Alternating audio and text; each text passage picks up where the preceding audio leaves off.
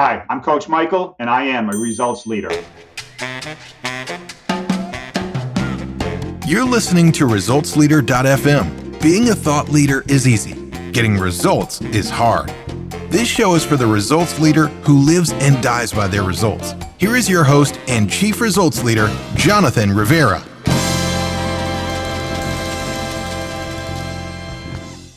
Boom, boom, pow. It's that time once again for another ResultsLeader.fm. Welcome back. If you're new here, welcome. We're all about results. It's in the name of the show, Results Leader. And what we do here is talk to the men and women who live and die by their results. Today, we're joined by Coach Michael Dill. He's an award-winning certified business coach, global speaker, and published author. Not only that, listen to him closely because the guy drops so much knowledge, so many cool one-liners that I have 2 pages of notes here. Let's jump in.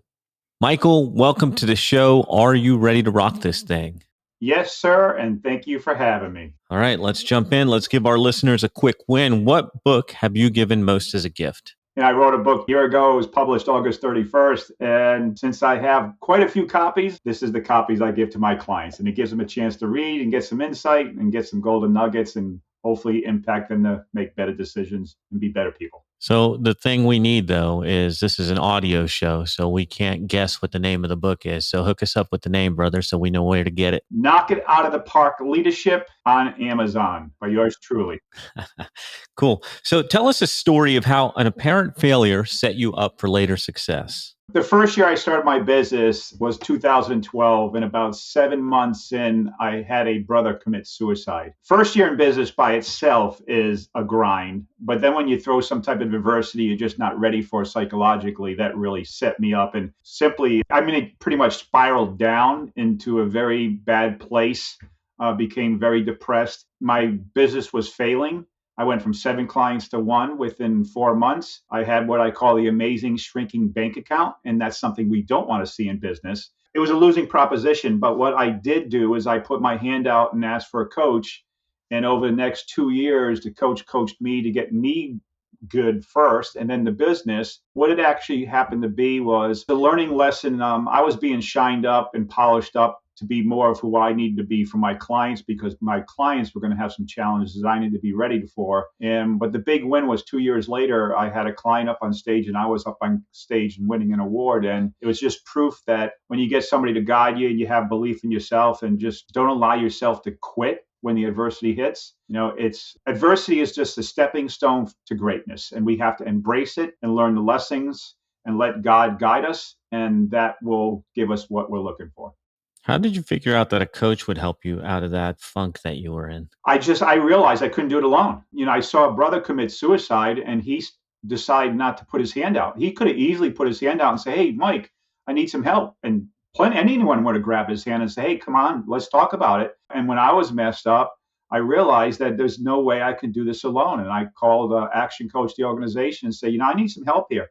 I'm going down the tubes.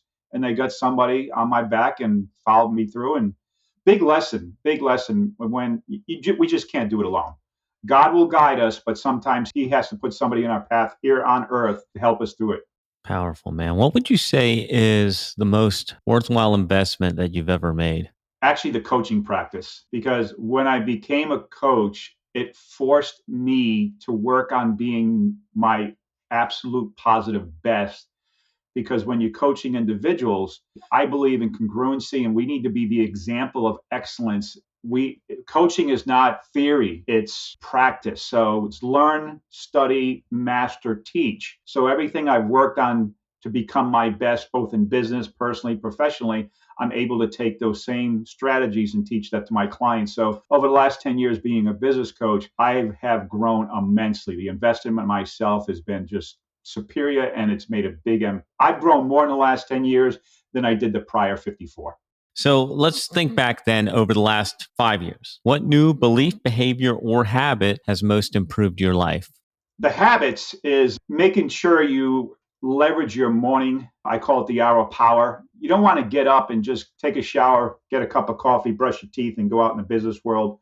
We need to be very intentional in the morning of how we're going to show up, and whether it's meditation, working out, music, affirmations, but we really need to get our mind set so when we go out into the business world, we're ready to rock and roll. And the learnings is that I was doing a speaking event and I just gave everybody the opportunity to stand up, introduce themselves, and say a little bit about themselves. And this one woman stood up. She goes, Michael, you may not remember me, but I met you about 3 years ago, and I was having the worst day of my life. I was thinking about quitting my job. I was really failing in my business. And you might not remember the conversation, but the things you said impacted me in such a way. I went back, I recommitted, and I became the top salesperson in the organization next year, and I got promoted.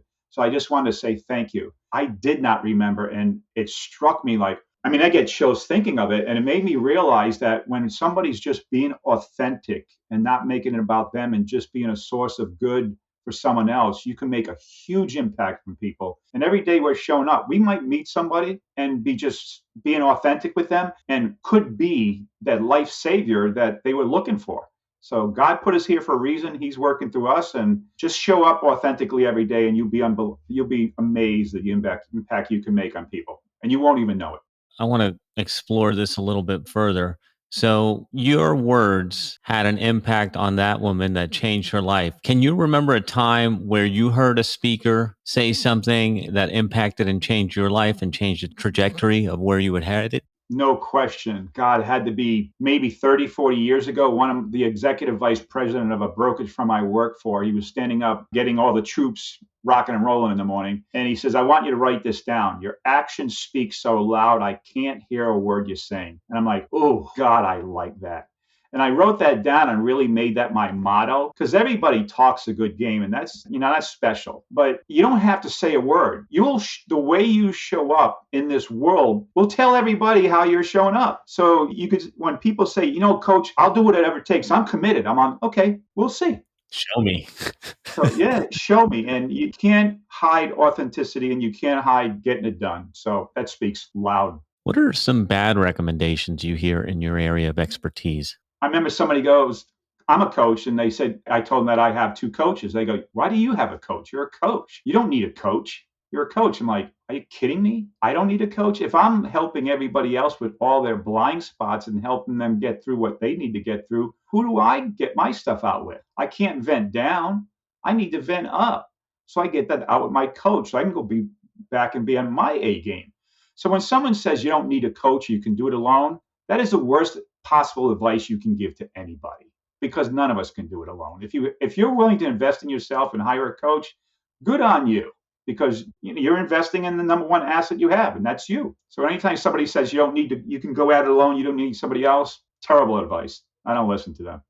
What about people who, because I have some friends that are this way, who's going to coach me better than I can coach myself? What about mentor groups, masterminds, and those kinds of things? Are they an equivalent, or are they just in addition to having a coach? How do you see that? I think mastermind, it depends on what you're looking for. Masterminds are great to explore different ideas, because the definition of mastermind is where 2 or more people in harmony in the same conversation, direct towards the same outcome, will reach what they call infinite intelligence. It's where all the knowledge is. Like, you can't sit there brainstorm by yourself and all of a sudden come up like, oh my God, what a great idea. No, when you brainstorm with more than one person, all of a sudden someone says, oh my God, where'd that come from? That is brilliant. That's the leverage of masterminding. But having a coach is a little bit different, because it's the one person that's going to be willing to go where they need to go, to ask you the difficult questions, to get you to see the truth of what you need to see to make the shifts. And sometimes a mastermind group, there might not be that one person that's willing to go where you need to go to get the true learning. So mastermind is great. It's a great addition. But I believe if somebody's really looking to go to the next level, it's good to have that one person that's willing to ask the tough questions. How do you know what the tough questions are? Where do you learn this? After a while, it's always interesting when you have clients. I ask them, I said, did you have the conversation with Sally? Yeah, I had a conversation. I said, no, I didn't ask you if you had a conversation. I asked you if you had the conversation. There's a big difference. And as a coach, when you feel almost at a pause that, do I or do I not want to go here? on a particular issue with a client, you realize if you're thinking about it, you need to go there because that's why they hired you. And you can't be afraid of the potential repercussions of how they might take it. But what I do is I always ask permission. I said, do I have permission to speak freely because I made an observation I think will be valuable? Is that okay? And once they say okay, that's essentially giving me the permission to go where I need to go. And 99% of the time, they don't necessarily, sometimes they don't like it, but I always get a remark later or an email or a text said, Coach, thank you for having the courage to go where we need to go. Thank you. I needed that. Now we're about to get into your favorite part of the show where we talk about results. But first, I've got to ask you, are you picking up what we're laying down here? I hope so. That's why we do the show every week. And I want to ask you for a little bit of help. If there's someone out there that you think can benefit from this show, why not share it with them? Put it out there, hit the share button, use hashtag ResultsLeaderFM and get it out there. Now let's jump back into the interview. Why do results matter? It's the scorecard. I mean, what were there football games and hockey games with no score? I mean, after Hurricane Katrina in New Orleans, there wasn't any football for a while, and they had this high school football game that everybody was yelling and screaming when they kicked off the ball. But after that, there was nothing. All the spectators, all the moms and dads, they were just talking. They weren't paying attention to the game. And it was because of the fact that the scoreboard blew down in the hurricane and was not replaced. So no one knew the score of the game, so they weren't engaged except the players. So if you're not measuring your results and testing and measuring to see what you need to do, and if you don't have a goal, results is how we're graded or how we grade ourselves, especially me as a coach. If my clients aren't getting results, I'm not doing my job. I grade myself based on their results. So results are very important. So what do you think about the way, I mean, you and I are a little bit older. We like keeping score. But what do you think about these young kids where they're doing sports and the sports are like, we're not keeping score. We're just playing for fun. What do you say to those people? Well, first of all, I acknowledge the fact that I love the fact that you're playing for fun. Because if you love what you do and you're playing for fun, you're going to win. I have a little quote. To be successful in business, you need to have fun, because when you're having fun and when you're in the zone, you're cashing checks. In business, we need to be in the zone. We need to be on our A game to produce to our clients to make money. But in sports, if you're out there having a good time, don't get too caught up with the score that's the only thing. It's the process. It's having fun. It's growing. It's going through the adversity, it's learning. So what I will remind them, I said, listen, if you want to be successful one day, I'll ask them questions. I just don't tell people. I'll ask them a question like, what are your goals? Is there a particular type of revenue you want to achieve in your business? Do you want to retire a certain time or a certain age? Or is there a type of wealth you want to build? And when they start giving me the outcomes of what they're looking for, then I'll just ask, so essentially that's the result you're looking for. Is that correct? And then naturally they'll say yes. I said, so how are you testing and measuring what you're doing to get that result? So they'll realize through a host of questions that they are really after results. I think they're just attempting to be nice to the other person, to say, yeah, I'm in it for fun. They don't want to be people thinking maybe they're just in it for the game or the money. So that could be a little bit of it too. I don't accept your answer. You tap dance around what I asked you. What do you think about the sports with kids not keeping score? Good or bad for them? It's bad. You have to keep score. You have to have fun, but you have to keep score. Keeping score, I mean, if you have no goals and there's no score, you might be the same place 25 years from now than where you are today. No growth. No growth, exactly. I wanted you to say it, but I know we're on the same page with that. That's why I'm pushing. I should ask permission first. I have no problem being challenged. I do it every day to others. Yes, sir. So let's think back again. Over the last 5 years, what new realization has helped you get better results for your clients? I think it goes back to going where I need to go. When I sit down with a new client, I actually ask them for permission. The first conference call, the first time is always in person for 2 hours.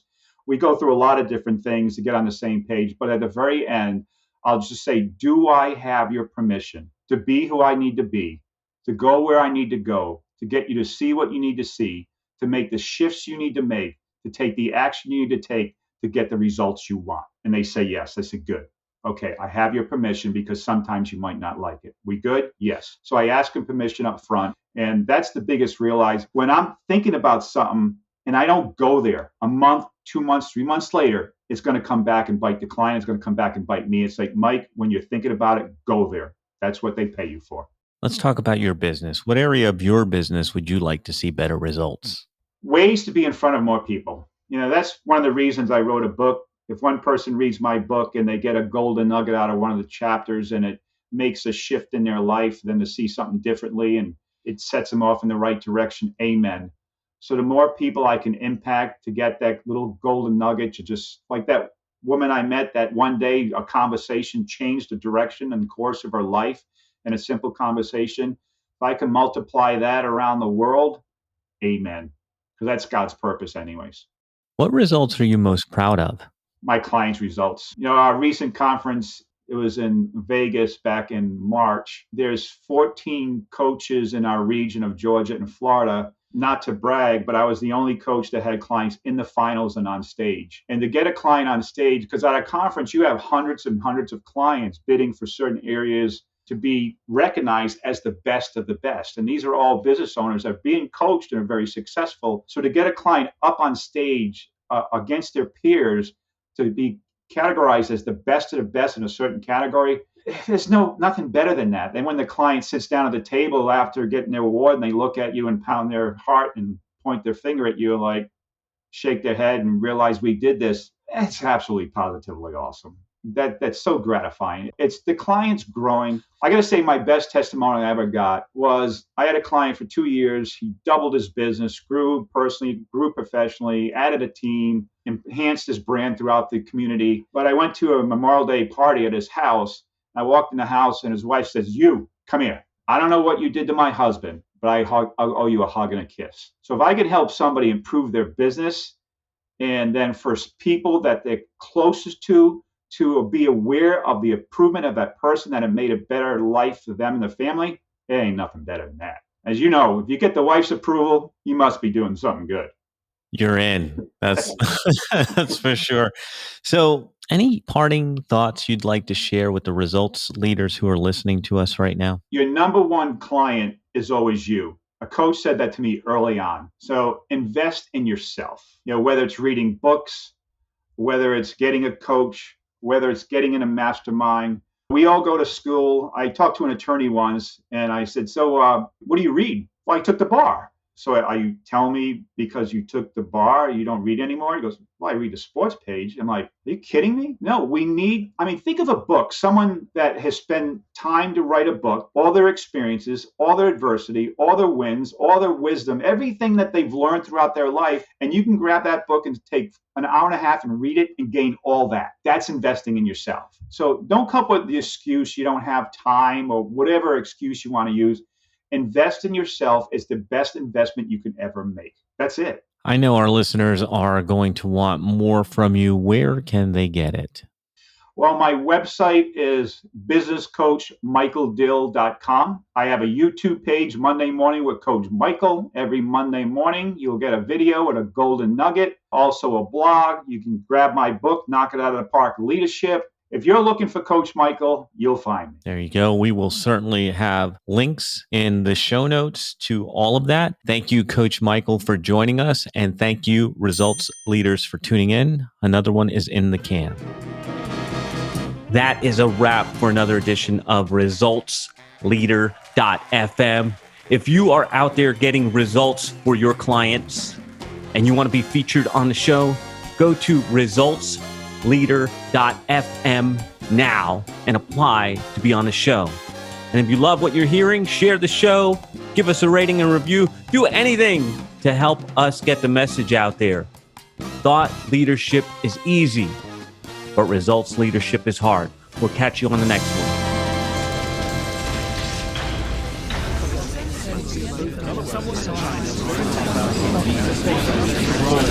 This program is brought to you by thepodcastfactory.com.